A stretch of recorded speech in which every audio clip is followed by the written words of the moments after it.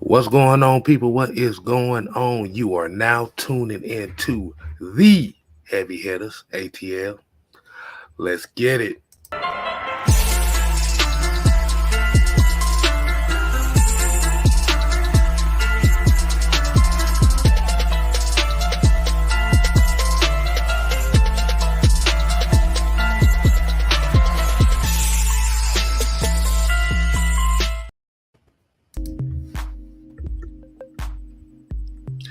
What's going on, people? What is going on? As you already know, this is Heavy Hitters Wednesday. I am your man, the host, Six Man K Styles. And to my stage left, as you already know who this is the Mad Scientist, Mad My Sports. Boom! And you always gotta have a minister, a calm before the storm. Down here at the bottom, this is your man, Jew. Talk Sports. And now the Heavy Hitters is complete. So, what do we got? 3 words. The 3 words we always use to start this show off. What are those 3 words, Mike?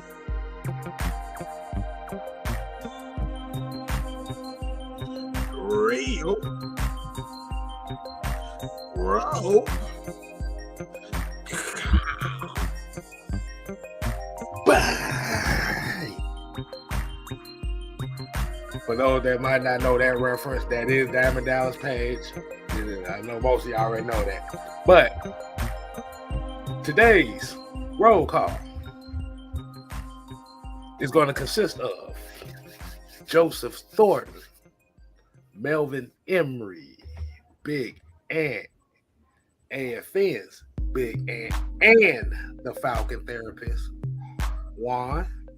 We got Tev Sports and Gaming. We got John Rozier, Brian Peoples. Hey, man, we got Jamarius Gilliam in here, man. Y'all make sure y'all go hit his channel up and support his content as well. We got Terrell Thomas, Terry Martin, Nathan Floyd, Robert Ponder.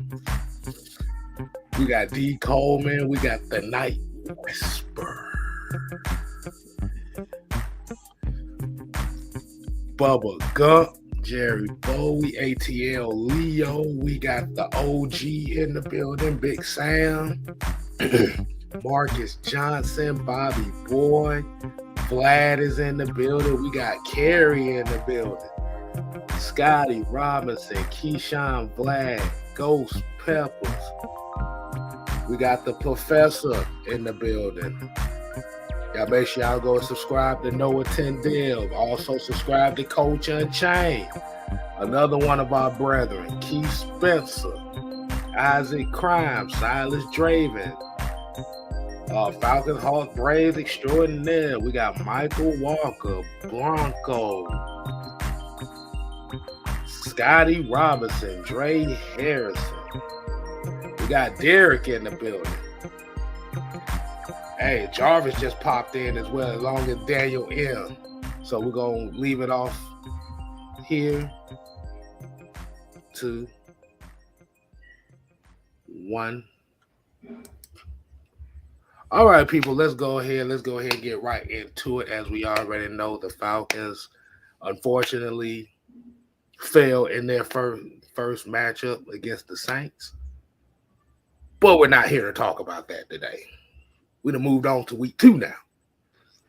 As you already know, there's a 4:00 game going on Sunday between the Falcons and the Rams. And you're about to get 3 keys to victory.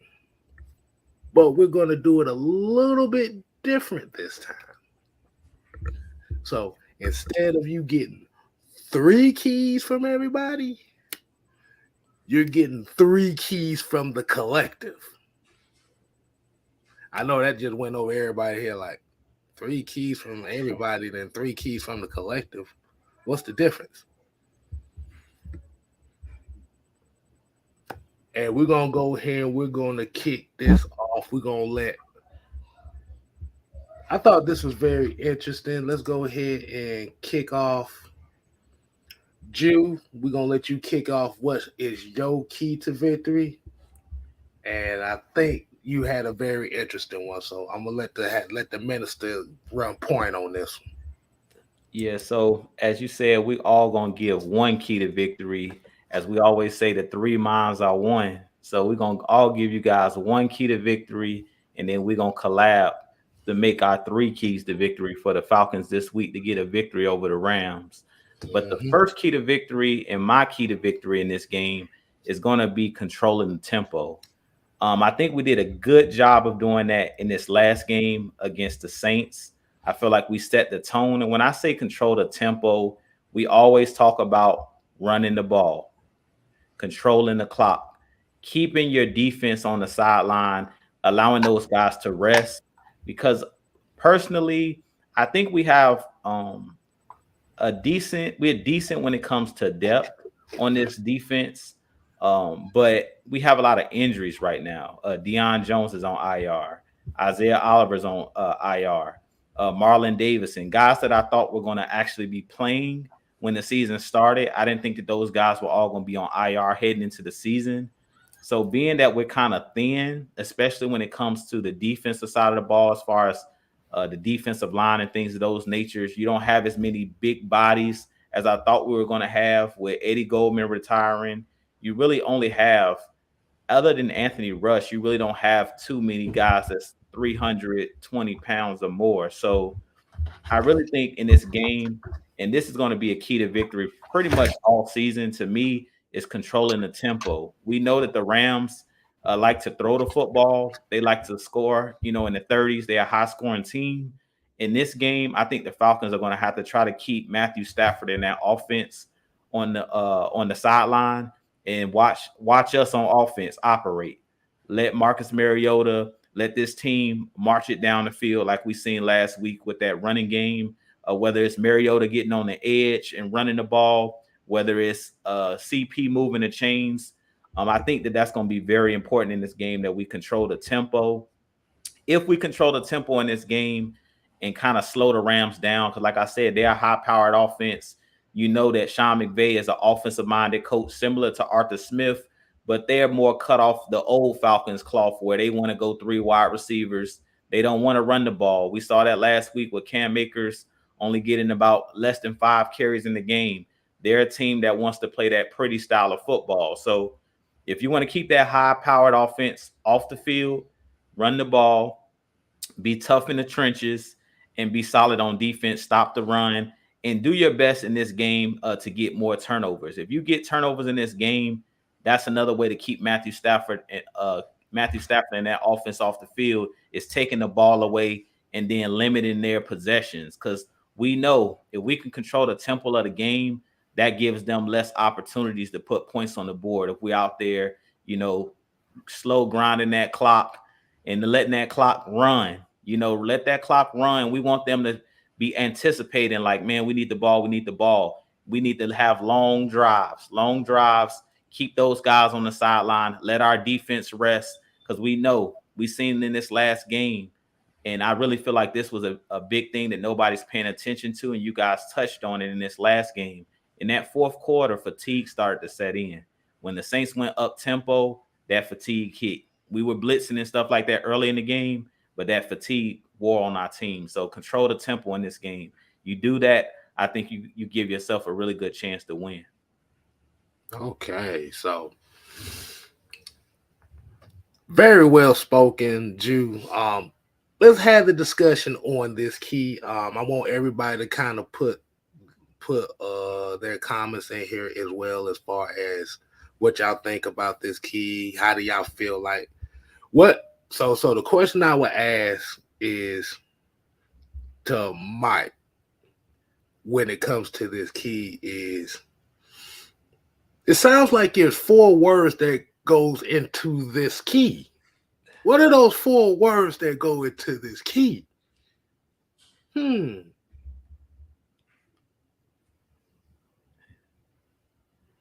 Hey, you muted, man. Mike.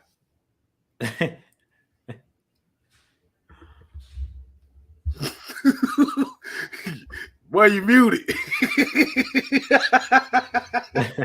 Yeah, I know that. That's why I was doing that.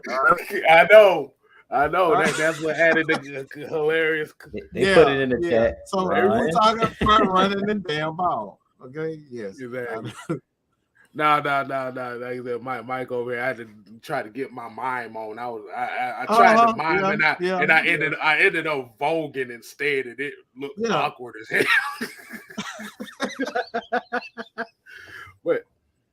But yeah, Mike, is that kind of how you feel? Like what is your idea of controlling the tempo? What is Play your Falcons idea? football. The great Tony Dungy said when he was first hired as the head coach, run your style. Don't try to be nobody else. Don't try to be Bill Belichick. Don't try to be Tony Dungy. Do what you do and run your offense. And when it comes down to it, we know what Arthur Smith is. He's not one of them prissy offensive coordinators that's going to throw the ball 40, 50 times in the game. He can care less about that type of stuff. He wants balance. He wants the team to be tough. He wants these to be aggressive, which is why I said earlier, granted that Marcus Mariota could have, been a little bit more, I guess, less aggressive. But at the end of the day, I totally agree with him. You want guys that you can kind of rein in a bit versus trying to get people amped up and play to a certain level. I want guys that I can already get that's already hyped. They already know what they want. So at the end of the day, like I said, you can go back to the drawing board and say, hey, man, look. And as a play caller, he can sort of do things to kind of, calm them down. Don't give them as much to do as a quarterback. Get the ball out of his hand quick, throw some screens, swing passes out of backfield. So you can do things as a play caller to kind of calm your quarterback down in certain situations. So like I said, run the damn balls will come to mind. We talk about controlling the tempo. Do you? How about that? Just do you. Okay, yeah. So it's pretty much, like I said, it's pretty much what a lot of people hear. I'm going ahead and I'm gonna go ahead and get some of these comments because I see some very interesting comments as far as where Juice Point comes in at. And the main one that I'm seeing here a lot is this neutralizing Aaron Donald. Now, we already know Aaron Donald, they call him he's the best, as they say, the best defensive lineman in the league right now. But there is a way you can neutralize Aaron Donald, and we've seen it on the bigger stages. And how do you neutralize it? Mike, what are those 4 words again?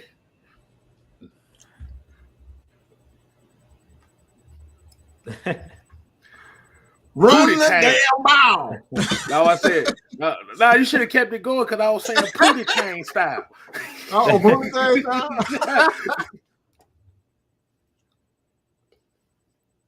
style? Yeah. Because if you notice in a lot of the bigger games that you've seen Aaron Donald play in, one of the ways that a lot of teams neutralize him is heavy running attacks. This is why and I'm not putting Cam Jordan in the conversation with Aaron Donald. But when it comes to pertaining to certain pass rushers, you take them out of their element by running the ball.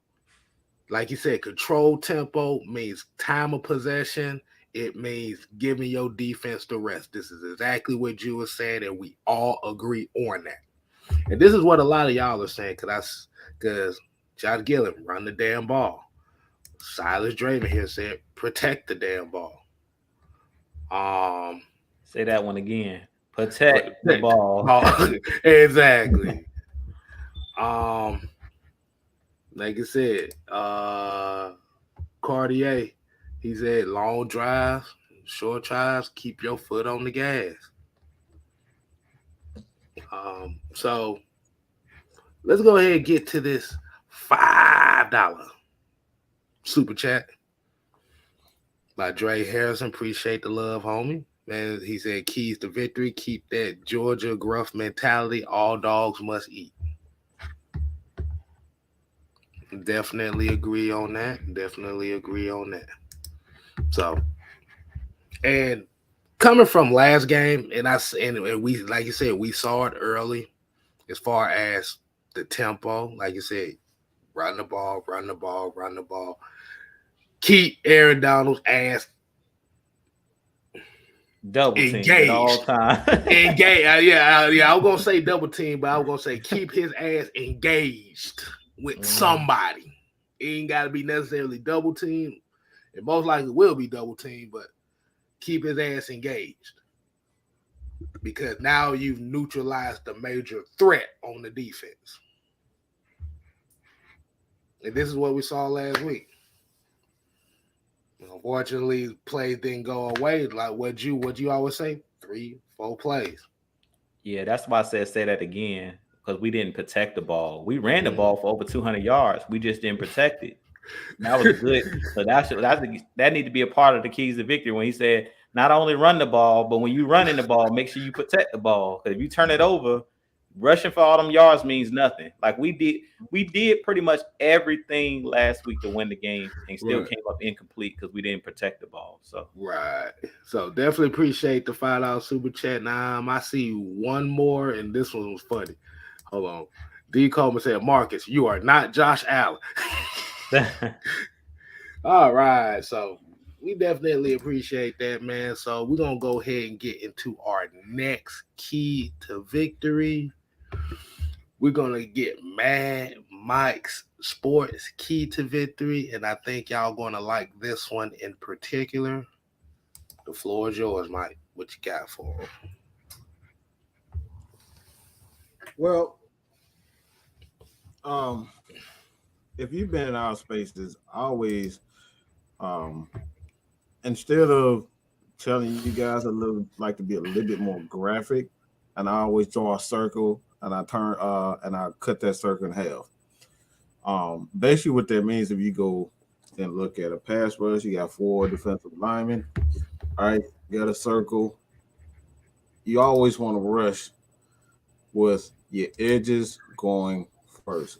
You know what I'm saying? The edges guys, whether it's Grady, Jared, Ebiketie, Carter, those guys, you want them getting up the field quick, fast as possible. And I don't need you doing jumping jacks like Mr. Dante Fowler. Stay in your lane. Don't do all that cross chopping and spinning and all. Look, all that stuff look good, but that drives coaches crazy because they want discipline. They want you to be quick up the field, discipline, and keep that contained. Because quarterbacks at any given time while you're trying to spin, they come back your way. They cut you in a spin. Well, they got outside. Again, this is why I say cut a circle in half, and you kind of get a picture, right? The edges, and then you got a defensive tackle right here, and you got the other defensive tackle. So you always want to rush constantly. So if a guy end up getting pressure up the middle, or you get pressure on the edges, the quarterback has to step up. Guess what? He's gonna run into Grady Jarrett, or he's gonna run into Anthony Russ. So that's all visually. That's what that's why I always teach. I have circle. You always want your defensive line to rush as a cohesive unit, so they have nowhere to escape. It's all, like I said, it's all when you talk about a pass rush, you can't have one guy just going out and doing the Dwight Freeney spin move. That spin move is good, but again, it drives defensive coaches crazy because not always have your eye on the target. Pass rush is all about seeing and going to get no wasted movement. So this is what you saw with the Atlanta Falcons. So pass rush discipline, keep that pocket, your edges get upfield, Not a lot of jumping around. So if you see y'all defensive linemen doing all that spinning, jumping, and kicking, karate, look, that's not what you want a defensive lineman. You want these guys to get upfield, get after the quarterback, hold contain, so Grady Jarrett, Anthony Rush can finish it up. Or like we saw with Michael Walker, that's how Michael Walker got that sack. Again, keep that contained. Keep your lane so everybody else can make a play. So with that being said, we talk about pass rush discipline. I think this is most important because of one guy. And I think we all know this guy. The quarterback. He can make some things happen with his arm, but he's not very mobile. So you don't want to get too cocky and saying, all right, he's going to be there. He's not mobile like Jameis. He's not mobile like Marcus. You want to be disciplined in your pass rush. You discipline your pass rush, you're going to get to Matthew Stafford. And I think that's the most important aspect of this game. Don't get too cocky. Have a disciplined pass rush. Don't do too much because you got a guy that you feel in your head. He's just going to be there, and we're going to get to him. Discipline. That's what I need from our front four, our front seven. A disciplined pass rush. Don't do too much, and just do your damn job. Oh my God, boy! Street Fighter Alpha Mortal Kombat is not here anymore. Oh no, we don't need that. All right, so Jude, what is your take on that as far as the pass rush?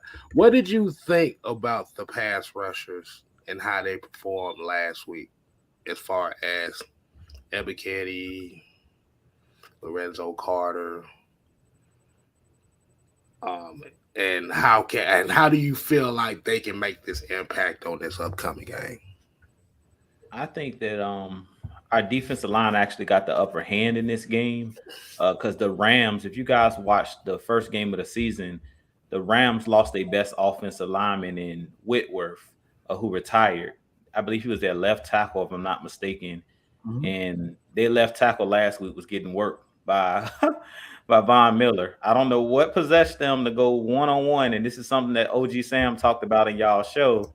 I don't know what possessed them to allow they unexperienced left tackle to go mano-a-mano with Von Miller, one of the best sack artists of all time. I don't know what possessed them. I guess it was ego, but we see that didn't work out too well. And I just watched Grady Jarrett basically take on two Saints by himself and come up with a sack. I don't know if y'all guys seen Grady Jarrett line up on the outside as a defensive end last week. You know, break through two guys and get a sack last week. The man had two sacks, but they gave him 1.5 sacks because Lorenzo Carter came and finished off Jameis on one of the sacks. But it really was Grady that got there first. So I think last week those guys did rush as a cohesive unit. As Mike's talking about, if you guys go look, on Twitter, it's a lot of different people that's putting out, different videos where they're showing. Baldy even showed it in one of his videos where he broke down the defensive line and Cordell Patterson. And our defensive line last week, they was playing like their hair was on fire. So I think in this game, especially if the Rams get cocky and they decide not to run the ball, I really think that we could have another 4 or 5 sacks because, as we said, Matthew Stafford isn't the most mobile quarterback. But we have some athletes, man. Ebiketie looked good. Even AO. I mean, all of those guys looked good last week. And like Mike said, to me, they did a good job of staying in their rush lanes. Lorenzo Carter, on one of the plays, the play where he came up with the 1.5 sack with him and Grady Jarrett, he came with that strong arm, that straight arm. He just went straight back, pushed the guy straight back, basically almost like a bull rush, and just went right upfield. Grady, he was doing all his moves. Grady was using every move he had on Sunday in his pass rush. He looked really dominant, looked motivated, and Ebiketie looked really, really good. Like, I really think that kid could be really special. So I think in this game, our defensive line has the upper hand on the Rams, especially if they take the physicality out of the game and they don't run the ball like they need to. They look similar to what our Falcons look like the last couple years against the Bills, where they just kept dropping back. And what do we talk about? Mike's been saying this for years with the guys that we have on our offensive line. When you don't allow your offensive line to be aggressive and they're always backpedaling, you're not going to see what these guys really can do.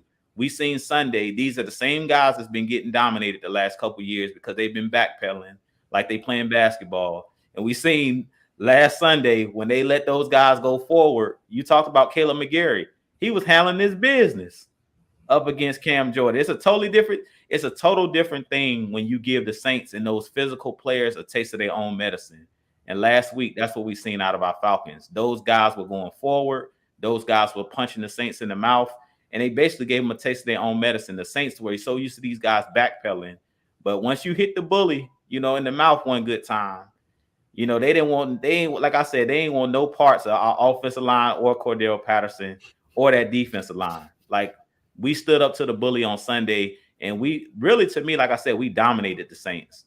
Like, we've been known as the little brother the last couple years to the Saints because they kind of been bullying our offensive line and defensive line.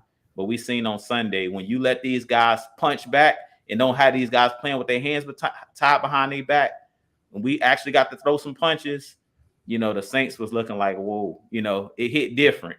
Those guys look like, oh, their eyes was woke up like, okay, maybe Caleb McGarry can do something. Maybe these guys can do something. Drew Dahlman, we were talking all off season, and to me, he pretty much, those guys dominated. So that's what I think is the key in this game, as far as us rushing the passer, staying in your lane, going straight up field, and dominating these guys, both on offense and defense. Be aggressive. If you be aggressive in this game, I think that the Rams are going to be in trouble because they're a finesse team. Yeah, man. I rarely saw Jameis Winston even really get out the pocket like that. And that's where Mike is talking about as far as those disciplined rush lanes, man, because it's good. It was good to see that. It was like it was containment rush. As Falcon fans, we really haven't seen that really since the Abraham Patrick Kearney days. Even with Vic Beasley, they were still rushing out of they still didn't hold contain like that too often. But it was just it played dividends in the run and in the run defense as well. It played dividends because you took the aggressiveness out of these guys. You let the athleticism with discipline take over. So that was a beautiful sight to see. Like you said, it's just hopefully we get to see D'Angelo Malone either this week or whenever here soon, so we can see some more of them young athletes out there. But Lorenzo Carter, hey, I was about to say one thing. Grady Jerry got more sacks right now than he did last year. Think about that for a second. That's crazy, bro. That's crazy. One game into the season. Come on, man. One. Yeah, man. And I'm gonna ask and I'm gonna ask everybody here too. I know a lot of people probably didn't do their homework that I gave them yesterday. Cam Jordan was running away from Caleb McGarry. How do I know that? If you look at some of the tape from that game, they had an unbalanced line and had Caleb McGarry playing the left tackle / tight end. The side that Cam Jordan switched over. Get over here. That's what it was. Nope. You ain't going nowhere. He said, I got money, but I want to spend Red's money. Right. But yeah, definitely improvement. Like you said, the defensive line play was good. I love it, man. I don't see what everybody else got to say about that. Let's get a couple of comments pertaining to that key. Let's see what folks got to say. I said Ghost Pepper here said key on defense, keep blitzing. I can live and die with blitz all day over bad zone looks. Continue to get better, build off what you work first. You don't have to blitz all the time. Go ahead, Mike. I gotta say this because I'm seeing this all the time. That's a bad strategy. It's a bad strategy. I said it on the post game show. That's not a good mindset to have the entire game. These guys got tired in the fourth quarter because they were amped. This is why you got to have an offense that can get those key situations. What we're talking about, getting in the red zone, the Falcons were 2-4. If they were 3-4 in the red zone rather than 2-4 in the red zone, we're talking about a completely different game and a game plan. If you don't fumble 2 times, then you got more time usage off the clock. You got more time. So, like I said, I understand that mentality, but I'm telling you right now, playing fast the entire game, there's only so many people in the league that can do that thing. You look at basketball, there's only one team, 2 teams in the NBA that can play as fast as they do, and that's the Hawks and Golden State. Everybody else, that's not something that you want all the time. It's going playing 100 miles an hour. Those guys get tired. So this is why, if you're going to play that style, you gotta have a run game to go with that, and you have to be disciplined on the offense side of the ball. If you want to be aggressive, this is why the Baltimore Ravens have been good so many years, is because they play aggressive as hell on the defense side of the ball, but on the offense side of the ball, they got the perfect yin or yang to that defense. You can't play super aggressive on one side and then super aggressive on the other side. It has to balance, and that's the issue with this Falcon team. They got unbalanced in the second half. They didn't convert on those third downs. They didn't convert in the red zone, and they fumbled the ball. Those are this is what loses games. Coaches always talk about it. It's a couple of plays doing, you always say it's a 2 or 3 players doing this game that loses or wins the game. That's what it comes down to. We can sit up here and say, well, Marcus did this and Marcus. Well, that Marcus was only a part of it. Well, Dean Pease, if he would have did, well, Dean Pease was only a part of it. Oh, well, what about the tight end? Parker Hesse? Well, yeah, Parker Hesse played. It's a number of things that went into that. So all together, everything has to play together in order for us to get win. You can never win. One player would never win or lose a game for you. It's a team, a collaborative effort. Everybody comes in to do their particular job in order to get that win. Okay. This is why K-Styles is a huge fan of special teams. It's one of the most underrated aspects of a football game, and you never hear anything about it. Wow, you never hear anything about a kicker, because guess what? The kicker is, you never hear anything about a kicker. He doing the dang on job. Mm-hmm. So it's a number of things that goes into that. I want to get into this comment here, and had Chad 20. He said, give the secondary credit. They gave the D-line the extra 2 seconds on a lot of those blitz plays. Shout out to Mike Ford and Jalen Hawkins. Oh, definitely, man. And the offer got in the mix too. Don't forget that as well. So, like you said, this is what DPs love to do. Like you said, you want to bring those blitzes from every which direction, because you don't want to give the keys off of, okay, I know he's coming.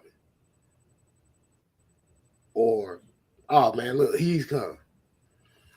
Because one of the quickest blitzes you can get off is that nickel corner blitz. Mm-hmm. Yeah. That's one of the fastest blitzes you can get off. Cat blitz. Yeah, call it a cat blitz. Mm-hmm. And we'll see how it looks in about a few weeks when Isaiah Oliver comes back, because that's where his role specializes in. Yes. I kind of want to piggyback what you said to Kay, when you was talking about you don't want to give up like who's blitzing, That was something that I talked about too in the fourth quarter. Dean Peach did try to mix the blitzes up, but at some point in that last drive, he did bring a blitz again, and Jameis Winston seen where it was coming from, and the offensive line picked it up. So that's something that I kind of put in the chat last night when you guys were doing your show last night. It's about Deion Jones coming back. You will need guys that can cover. When you're blitzing, you got to have guys that can cover man to man. And that was one of the biggest reasons I was so excited about Casey Hayward, because you seen Sunday, he was less reluctant to blitz. You heard Dean P say, "I'm not pulling back this year. I'm just gonna call my plays, my full playbook." You seen he was blitzing a lot, but that's because he could trust his corners to cover man to man. But you got to be careful also when he was talking about blitzing all the time. Once the offensive line picks up who's blitzing, that can become dangerous if you can't cover on the back end man to man. And once they spot that one guy that can't cover, and that's kind of what I was talking about with Tom Brady and with good quarterbacks, they're going to find that one guy, that one weakness, or that one person where the mismatch is, and they're going to keep going to that mismatch. And that's kind of what Jameis Winston did later on, and the Saints figured out, okay, we can throw the ball across the middle of the field because they're bringing their linebackers. They're bringing Michael Walker. They're bringing Rashaan Evans because they know those guys can't cover. So that's big. So that's another reason why you don't necessarily want to blitz like crazy. If you go blitz, you better mix it up. Boy, Jew came with that stank, boy. I had to bring the Febreze out. Y'all don't know why. Y'all trying to figure out why we doing this? Okay. God. But then, and I want to piggyback just with a little sentence here off of what Jew just said, and this is what Mike's saying too. There's only so many blitzes in the damn defensive playbook. And the real question is, like I said, what happens when you don't get home? You better be able to cover on the back end, because everybody's in man-to-man coverage. So you're going to get toasted. If you can't cover every single person while you're blitzing, and we heard Dean P say that last year when we had Fabian Monroe, who kept getting those holding penalties when we were blitzing, like zero blitzing. He was like, I don't want to leave that corner out to dry. If he can't cover man-to-man, I send the house. You don't get home and they get that ball off. That quarterback throws it and spots that one-on-one coverage where the guy's not holding up. You get your draws burnt. You get your draws burnt off. Right. Boy, I'm talking about the elastic burning off them damn things. Leave your booty butt naked out there. But hey man, that was a great dialogue, man. Hey man, everybody go ahead and hit that like button, man. Hit that. Hold on. We're giving a few people to, man. If my music will play.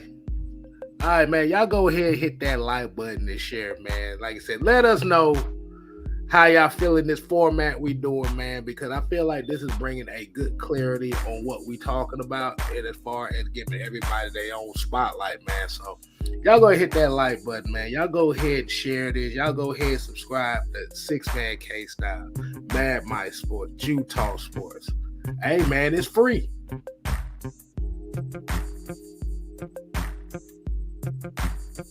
Just hit the like button right there.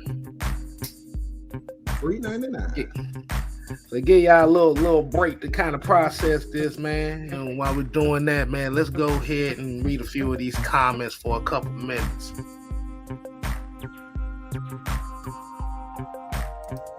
Let's see. Space Ranger Joe here said the Falcons have something they didn't have the last 5-6 years, and that's a run game. The offense finally moving them chains. Shout it. Shout it. Silent Draven said he liked this format, man. Hey Jew, man. Hey y'all, man. Y'all make sure y'all put some fire in here for Jew and Mike. They giving y'all great keys, man. Y'all put some fire in this chat, man. We ain't gonna continue until y'all start putting some fire in here. We burning draws over here. Y'all better put some fire in here.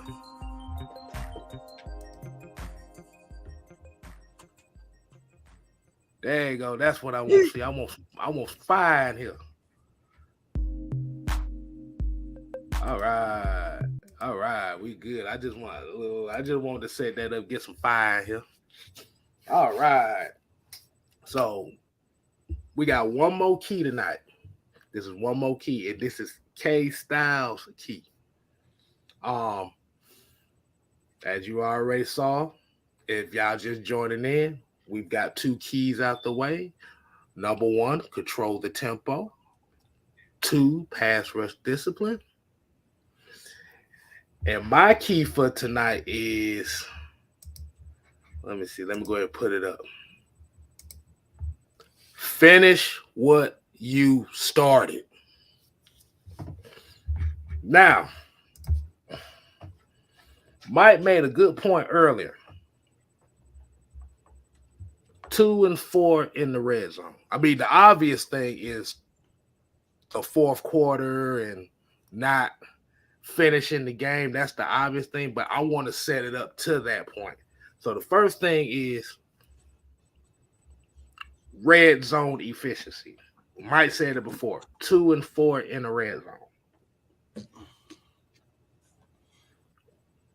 In order for you to make a statement in games like that, you have to score touchdowns. Field goals are cool, but when you start settling for those field goals, you essentially start taking your own momentum away.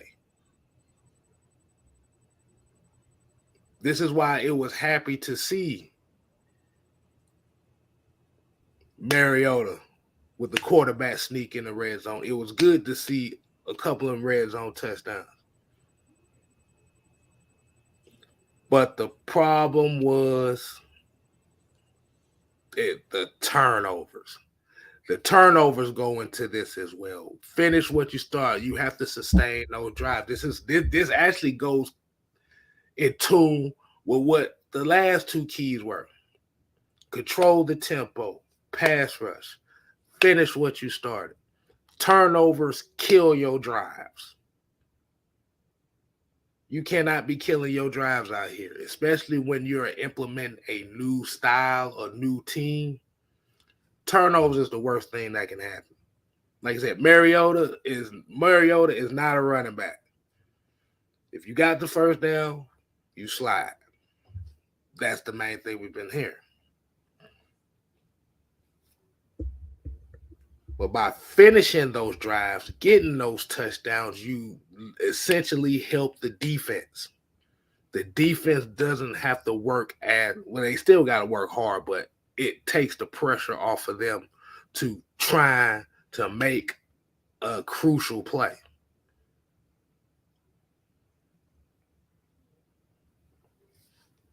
Where did the momentum get killed from? When did the momentum start getting killed for the Falcons? Last week. When they start turning the ball over. Period. You're not finishing your drives. Yeah.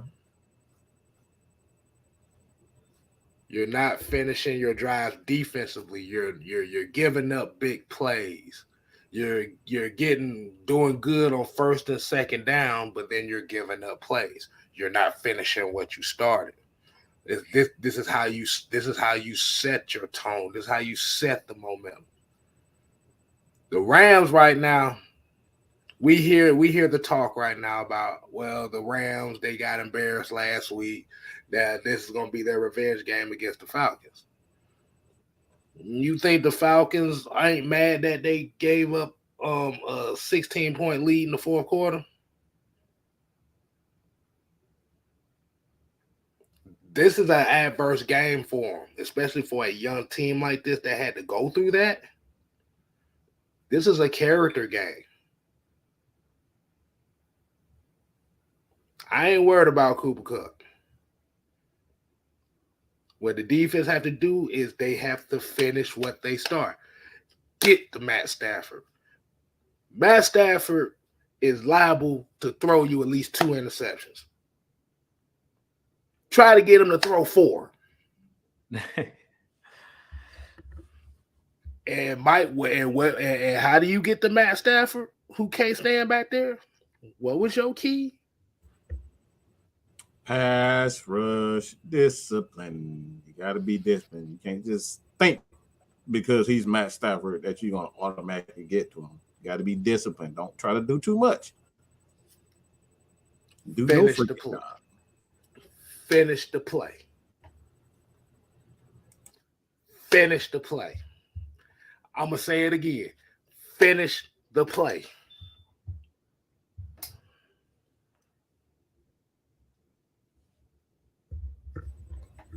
Mine was the shortest out of everybody, but if you really want me to put it in the K Styles way, Pass rush discipline.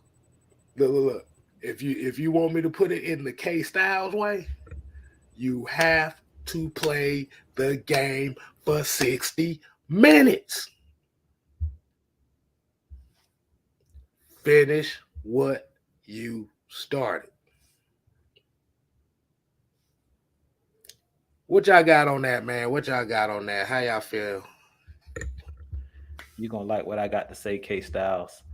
It is gonna be funny because prior to coming on the show, I'll be talking to my wife. She's not the hugest football fan. She's a Dallas Cowboys fan, y'all. Forgive her. But I asked her, has she ever heard of the statement always be closing? Have you guys heard that before? I didn't know where I heard it before, but I just Googled it and it came up with a movie. And I was like, I ain't never seen this movie. This movie looked old, like an 80s and 90s movie. But I don't know where I heard this saying. I don't know if it was in school. Always be closing. Yeah. Always be closing. I don't know what if somebody in the chat know where they heard it. I think I heard it in school somewhere as like some philosopher was As a saying sales, it. something like sales. I think it's sales. Something Always salesman or be something. close. It I might be. never heard that. I heard it. I'm thinking. Yeah, my wife said Zig, she had never heard it. And I was whatever. like, maybe I shouldn't say it on the show, but y'all know how I'm unorthodox. So I said, I'm going to say it on the show anyway, because maybe somebody else heard it like I heard it. But always be closing. I know it doesn't sound like it makes sense. You know what I'm saying? It doesn't sound like that's proper English, always be closing. But it goes right along with what K Styles is saying. If you approach the fourth quarter like we approached the first three quarters against the Saints, we would have won the game. So that's my point of saying always be closing. It goes right along to what you're saying, K Styles. Finish what you started. Always be closing. If you approach the game, the first quarter, the way we played the first quarter, if we would have played the fourth quarter that same way, we would have closed them out. So all these people that think it's mental with the Falcons, they think that the Falcons tighten up in fourth quarters. If you approach the game the first three quarters in the fourth quarter like it's the first quarter, it's not mental. You see what I'm saying? It's not going to affect you. And that's what I feel like the Falcons, I don't really feel like they have a mental, that they have a mental problem, that they're worried about, oh, it's the fourth quarter, we're going to clinch up, we're going to blow another game, because a lot of these players are young guys. These guys weren't here in 28-3. Like all these people that saying 28-3, 28-3. How many players that played on Sunday even played in the Super Bowl? A lot of these guys were not even here. So my thing is always be closing. Is my point. As the Falcons approach, like you said, if you start off hot, finish the same way you started. Finish hot. And I'll leave it at that. Okay, now I get it. Always be okay. Yeah, I see why it's a sales damn term. Mm-hmm. But I sometimes I don't put two and two together. Sometimes shit happens. But yeah, that's a damn good damn saying. It was Alec Baldwin in the movie. I forgot the name, but it was Alec Baldwin who had that. I ain't never seen the movie, Mike, but I heard somebody say the quote, and I was like, I'm gonna use that tonight because that's what need to be our new slogan. Always be closing. If you protect the ball, if you do the stuff you're supposed to do, like I always talk about those 1 to 2 plays in the game that win or lose you the game. If you do what you're supposed to do early in the game, like think about it. If we go back to the fumble Marcus Mariota, we lost the game by 1 point. Even if you get a field goal in that drive, you win by 2. Always be closing. If you handle your business early in the game, you ain't gotta like we were saying. And I think it was Don that said this in the after show. If you do the things you supposed to do early in the game is not even close at the end of the game. So you ain't got to worry about it. The reason the game was close is because we didn't handle our business the first 3 quarters. We had those mistakes. We didn't score points when the points were there to be scored.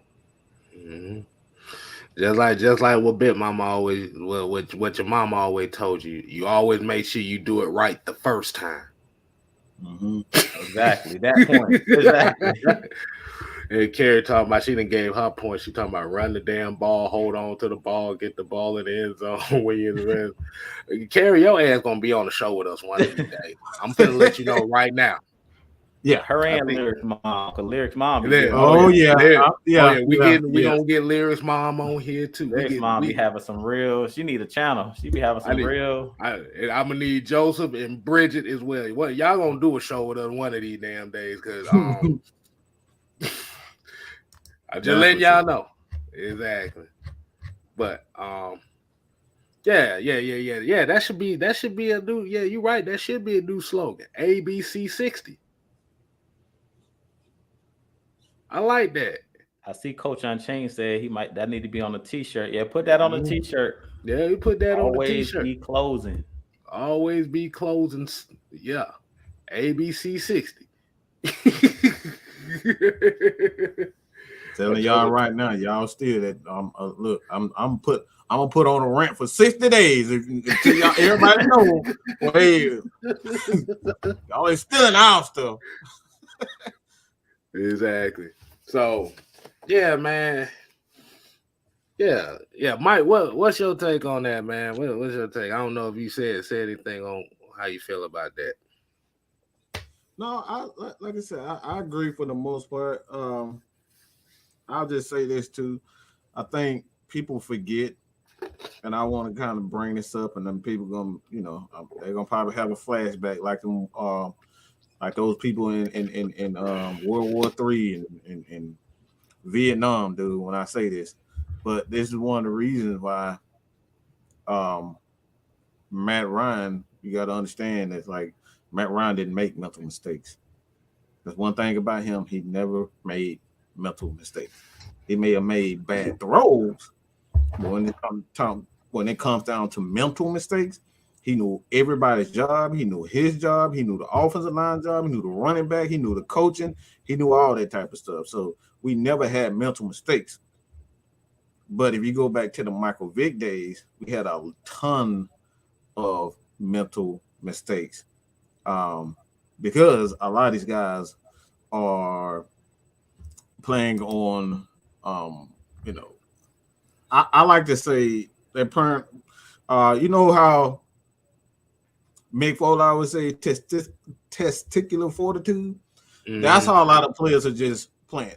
It's just testicular fortitude. I know I can beat you. You can't touch me. And then you have that attitude, you end up making mistakes.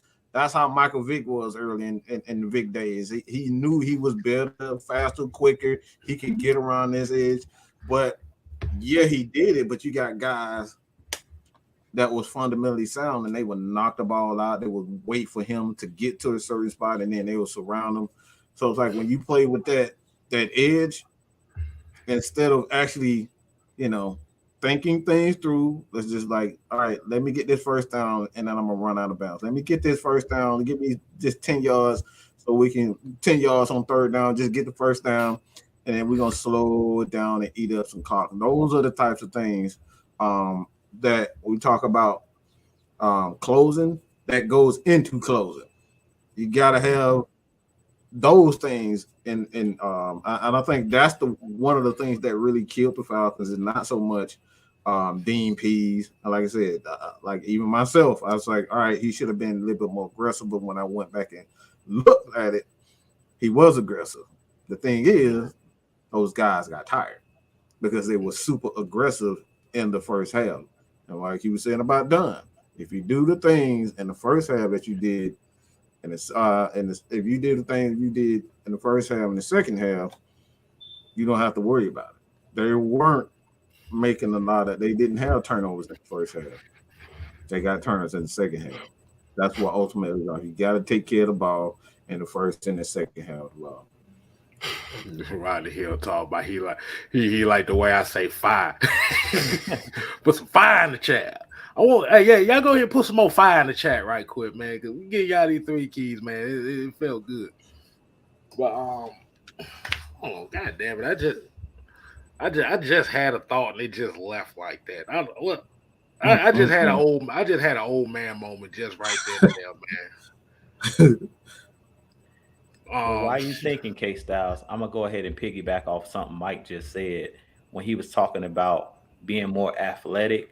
I think another issue, not just with Michael Vick, but a lot of the guys that are athletes, guys that are not great athletes, a lot of the times where they have the edge is mental. Where they talk about Tom Brady and Peyton Manning, how those guys are always watching tape. That was one thing that I think as well when he said Matt Ryan didn't make a lot of mistakes. It was because he lived in the film room.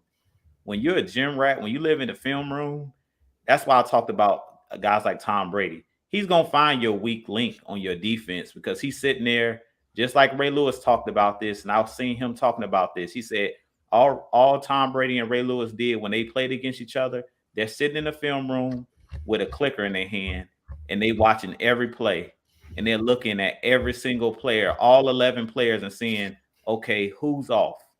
Which guy is the weak link? Which guy's the weak link? Which guy's the weak link? Okay. And it is pausing it 1,000 times, rewinding it, pausing it, looking. Okay. The corner, the third corner, he can't do this. The safety, he can't do this. Okay, so this is where we have our edge. That's where you find the edge in the NFL. And that's why coaching matters. And that's what I was talking about, the Saints making those adjustments. That's the reason why those guys that aren't as athletic, you heard Mike Vick say he didn't study his playbook. He won't sit there with no clicker. He was doing him. He was partying. He was doing him because he knew I can I'm more athletic than all of these guys. I'm faster. I'm stronger. I can throw the ball further. But where he didn't have the edge is knowing what all the other weak pieces and weak links of the other opposing team was. That's where you draw that edge. And that's why I say those guys like the Tom Brady's, like the Matt Ryans, like the Peyton Mannings, that's sitting there with that clicker all day long, watching your defense, watching your tendencies. That matters when it comes down to making that final play in the game because they know this player is going to be off in this situation. So I think that's another thing that we have to focus on as well. And I kind of wanted to piggyback of what Mike was saying.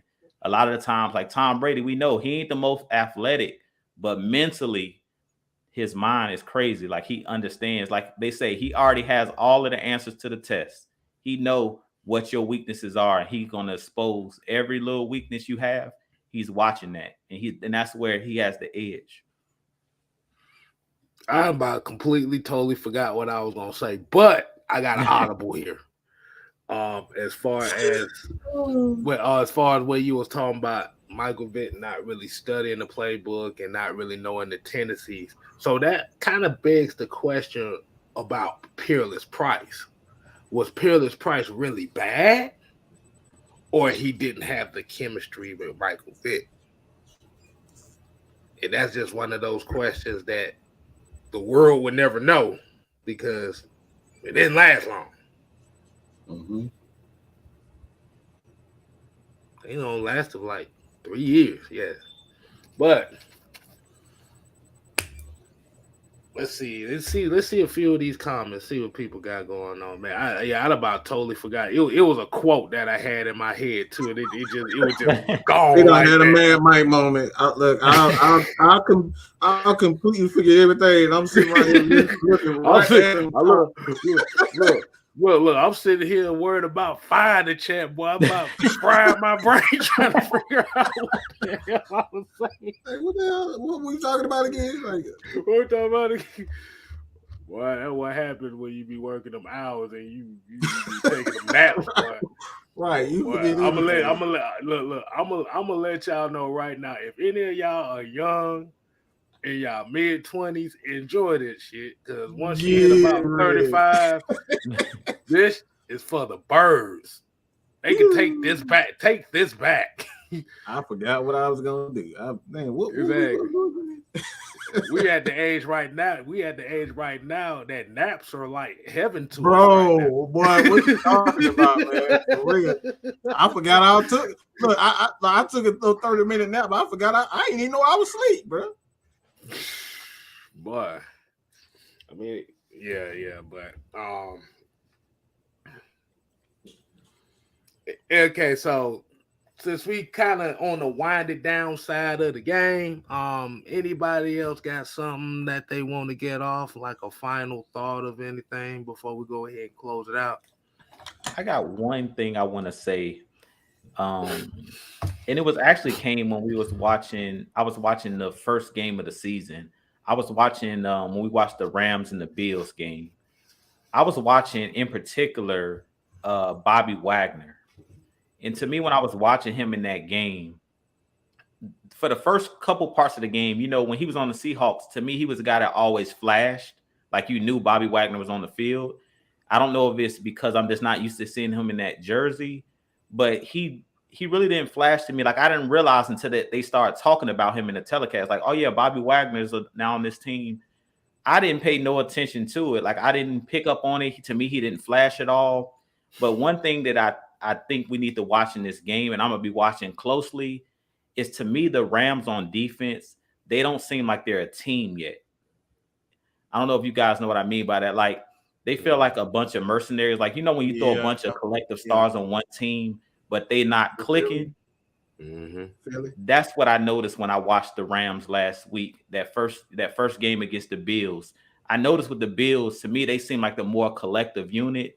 And I noticed that with this Falcons team, they talk about how close these guys are in the locker room, how close these guys are. Marcus Mariota talked a little bit about it today when in his press conference. Like these guys are hanging out, playing basketball with each other after practice is over, ping pong. These guys are really close off the field.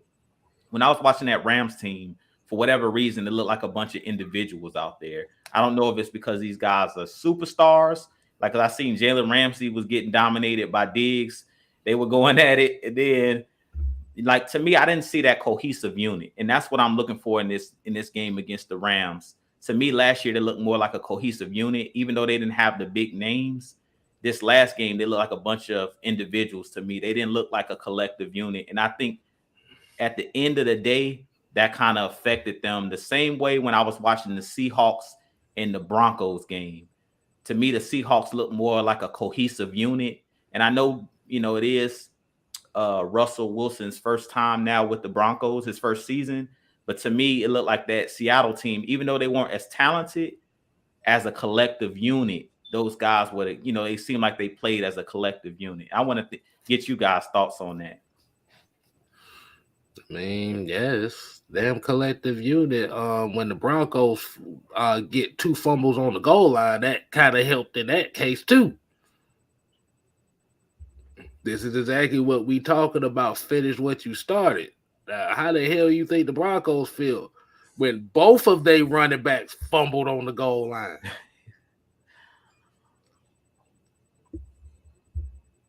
You lost 17-16 to Geno Smith and a less talented Seattle team. But, and I'm glad Carrie's in here too, because I know she's a Manchester City fan and she knows soccer. One important ingredient when it comes to a lot of these sports teams is chemistry. And a lot of times the no-name teams usually be the ones closely knitted together. Well, the Rams are the Atlanta Falcons from 16 to 19. I'm gonna give you where look. I'm gonna get everybody a second to kind of understand what I just said. Take that in. Look, I was gonna say the biggest difference is you ain't got real girlfriends of Paris at corner. See, that was my job to pick on him, but now you took the time out. I did it. Hey. But the reason why I'm saying that is because they're buying into their superstars. They're building a team full of superstars. They don't care about an offensive line having an offensive line that gels together. They don't care about a running game anymore. They don't care about stopping the run anymore. They don't care about having safeties that are disciplined anymore. They're trying to get as many superstars on their team as they possibly can. So they say Cooper Kupp is going to have, 200 receptions and 5,000 targets, and Matt Stafford going to pass for 5,000 yards and 50 touchdowns, and Aaron Donald going to have 30 sacks in the season. They are superstar driven. That's what's wrong with the Rams right now. When you start focusing on superstars versus actually building a team, that's when you start seeing the team go down. And I said this before. The Rams are a team that is going to be absolute crap in about 2 years because they're superstar driven. It was already a rumor out there that Aaron Donald wanted to retire. He has nothing else to prove. He has a Super Bowl, and it was a rumor also out there that Sean McVay, he wanted to retire because they're superstar driven. When you're superstar driven, those are the types of efforts that you have. It's like, this is a superstar team. How the hell did they get blown out by Buffalo like that? Well, that's the reason why, because they started buying into their own hype. We start buying into the Matt Ryan hype. We start buying into the Julio hype. We start buying into, the Grady Jarrett hype. We start buying into the Deion Jones hype. We were superstar driven. And when you start thinking, all right, I got the best players in the world, I got the best athletes in the world, you start seeing inconsistencies like that. This team shouldn't be putting up, especially if you're a Super Bowl contender, you shouldn't be looking like the Rams did in game 1. Because championship teams, they just know how to turn that switch on. They know, all right, it's time to make a statement.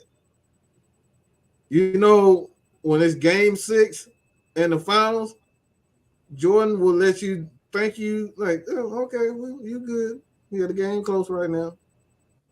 Mm-hmm. It's 2 minutes? Oh, Phil Jackson, there's 2 minutes on the clock. All right, give me the ball. Get out my way. Let me finish this. That, like, superstars and great teams know these types of things.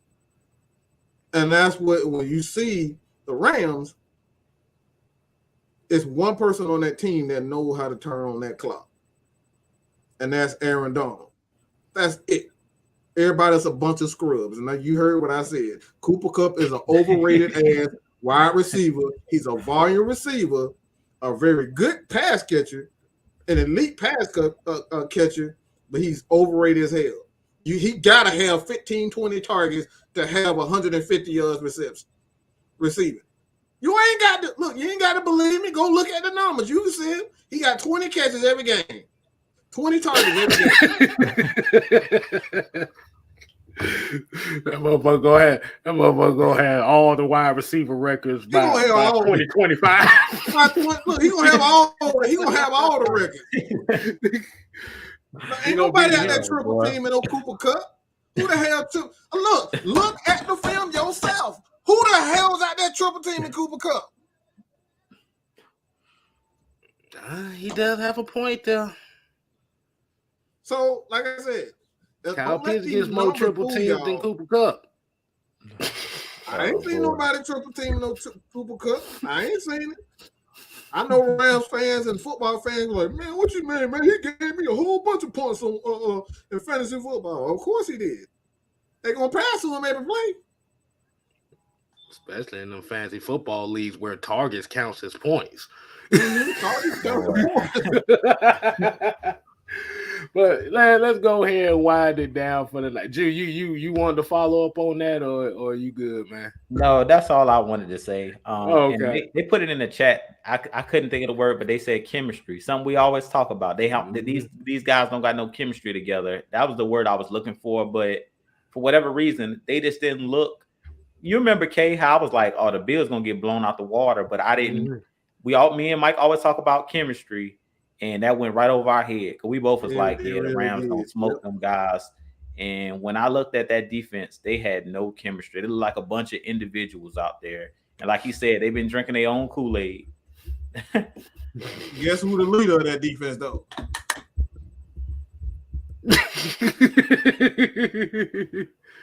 K-Style, I don't know. Who that leader of the defense, K-Style? Aaron Donald.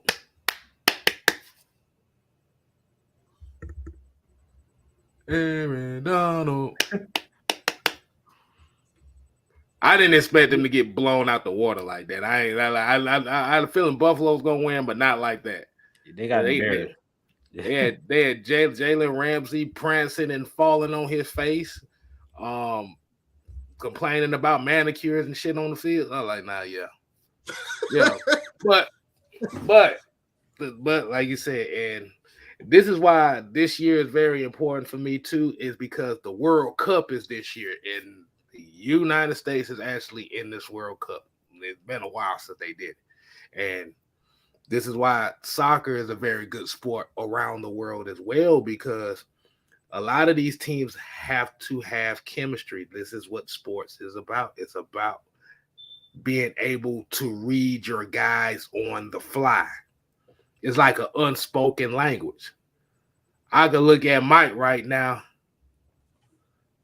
And he do something simple as do this. Okay, he about to go off. Let me go ahead and pass him the route. Or Jude chomping off at the bit like, I got something for y'all. And I see him do that head nod. I'm like, Jude is all in the eyes. You look at his eyes. His eyes tell everything, boy. Right. Look at his eyes. That's it. Right. And a lot of times when y'all see me do this, you already know I got something up my sleeve now. But like I said, that's what chemistry is about. This is why we did the thing last week as far as how y'all felt about the heavy hitters and what do y'all think that we can improve. It's a chemistry, man. It's body, like I said, it's not necessarily body language because you seeing us from the face up, so ain't too much body language shit going on here. So it's keys.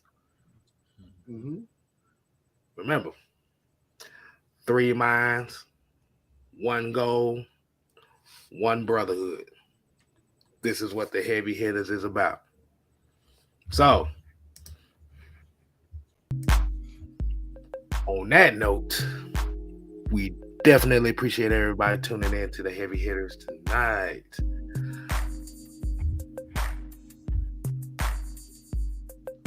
Wait a minute. Prince Van said something about the reason he puts up numbers because he's in the slot going against 2 and 3s. I agree. But y'all make sure y'all go ahead and hit them subscribe buttons for Mad Mike Sports. On the way to 10K. It's coming around soon for him. So show him some love. This show will be on podcast, Mad Mike Sports, on Apple, as well as Spotify, and most of your podcast platforms. So this episode will be about an hour, so I can upload it. But if you guys want to listen to it, or you're on the way to work and whatnot, this episode will be on there tonight. All right. So letting you know that the heavy hitters is everywhere and we ain't going nowhere. And y'all make sure y'all go ahead, hit up and subscribe to Jew Talk Sports, who's on the way to what? 2K. And he's right around the corner. So y'all better definitely show him some love and get him over that hump and put him in the game. He's already in the game. And help your boy out, 6-man K Styles, who's looking for that same goal as well. I got a little bit longer way to go than you, but 2K is coming very soon. I already know where to do. Oh, yeah. So, until next time, people, we ain't here to play. No. We here to stay. Ooh, yeah, dig it. You ain't got to go home. But you got to go.